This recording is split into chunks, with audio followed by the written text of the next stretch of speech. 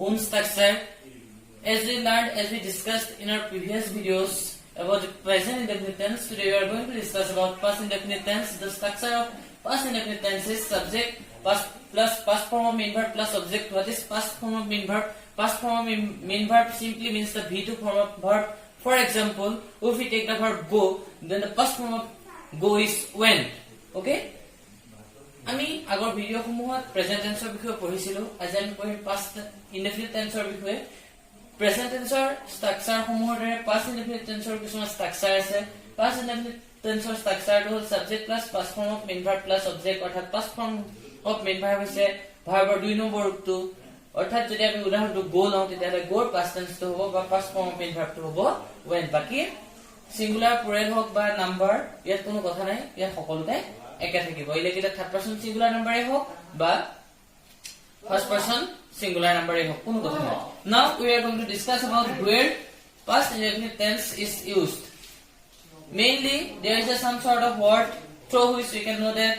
where past indefinite tense is used the words like yesterday ago last day last night last week etc this word symbolize the present past indefinite tense আমি কিছুমান সৰু সৰু শব্দ আছে যিসমূহ শব্দৰ ওপৰত ভিত্তি কৰি কোনটো সেন্টেন্স পাষ্ট ইনডেফিনিট টেন্সত হ'ব তাক আমি নিৰ্ধাৰণ কৰিব পাৰো উদাহৰণস্বৰূপে yesterday হওক বা ago last day last night last week এই শব্দবিলাক যদি থাকে সাধাৰণতে তেনেকুৱা বাক্যবিলাক পাষ্ট ইনডেফিনিট টেন্সত ব্যৱহাৰ কৰা হয় for example my father came yesterday. If we take the example with yesterday, then if you write my father within bracket come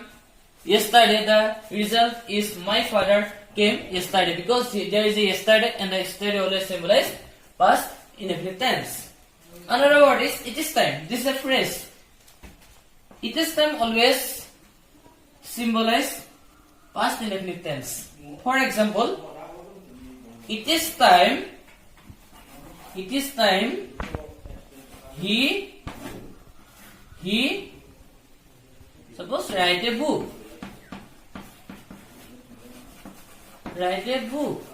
okay now the answer is he wrote a book it is time he write a book the answer is it is time he wrote a book আমি যদি it is time ক্ষেত্ৰত চাও it is time থাকিলে সাধাৰণতে past indefinite tense ব্যৱহাৰ কৰা হয় উদাহৰণস্বৰূপে it is time he write a book then ইয়াৰ উত্তৰ হ'ব it is time he wrote a book একেদৰে I wish ৰ ক্ষেত্ৰত কি হ'ব I wish I can help you তেতিয়াহ'লে ইয়াৰ উত্তৰ হ'ব I wish I could help you because I wish আছে আৰু I wish থাকিলে সাধাৰণতে past indefinite tense ব্যৱহাৰ কৰা হয় now in case of I wish same tense will be used here for example I wish I can help you now this phrase I wish always symbolize past indefinite tense so I wish I could help you continuous tense the structure of past continuous tense is subject plus was were plus main verb plus ing plus object. If we bring the concept of present continuous tense here, then in present tense we use be verb am is are. But in case of past tense we must have used was were instead of am is are. It is the past continuous tense or বিষয়ে পঢ়ো তেতিয়া past continuous tense or structure to হ'ব subject plus was were plus main verb plus ing plus object. ইয়াত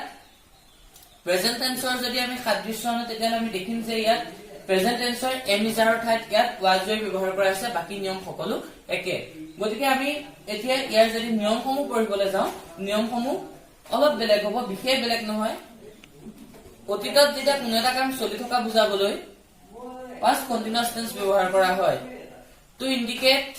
to identify to express some sort of work that was running in the past where past continuous tense is used for example পৰীক্ষাত এটা correctness আহে when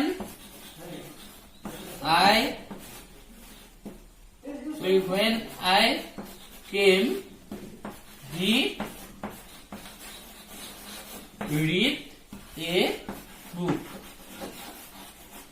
এই বাক্যটোৰ ক্ষেত্ৰত যদি আমি চাওঁ তেতিয়া অতীততে ইয়াত দুইটা কাম অতীততে সংঘটিত হৈছে যেটো পাষ্ট টেন্সৰ লগত প্ৰেজেন্ট টেন্সৰ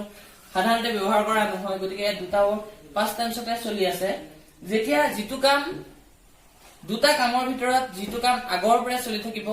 তেনে ক্ষেত্ৰত পাষ্ট কন্টিনিউয়াছ টেন্স ব্যৱহাৰ কৰা হয় উদাহৰণ স্বৰূপে when I came যেতিয়া মই আহিছিলো he read a book he কিতাপ পঢ়ি আছিল ইয়াত মই অহাতকে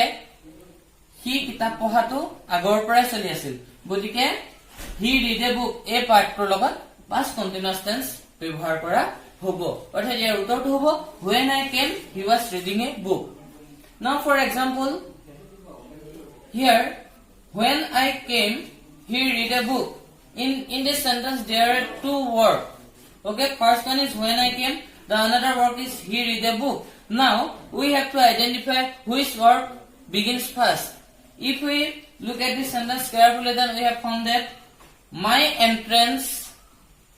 before my entrance he read a book okay before my entrance already a work is going on that is he read a book so with he read a book we must use past continuous tense so the answer is when I came he was reading a book এতিয়া আমি পঢ়িম past perfect tense structure hall subject plus head plus past participle main verb plus object ppmv already we have known that in our previous videos we briefly discussed about ppmv is nothing but past participle of main verb এতিয়া ইয়াৰ স্ট্ৰাকচাৰটো যেহেতু আমি গম পালো subject plus head plus ppmv plus object গতিকে আমি এটা code ব্যৱহাৰ কৰি তাৰ বিষয়ে আলোচনা কৰিম now we are going to discuss past perfect tense the structure of past perfect tense is subject plus head plus ppmv means past participle of main verb plus object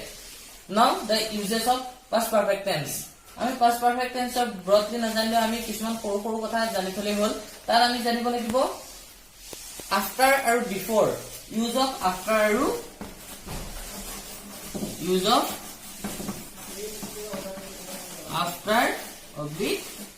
before আমি যেতিয়া অসমীয়াত চাও after অৰ্থ হৈছে আগত before অৰ্থ হৈছে পাছত গতিকে আমি অৰ্থ দুটাৰ পৰাই আমি গম পাম যে আমি কত past perfect tense ব্যৱহাৰ কৰিব লাগিব আমি যদি এটা বাক্য লিখো he died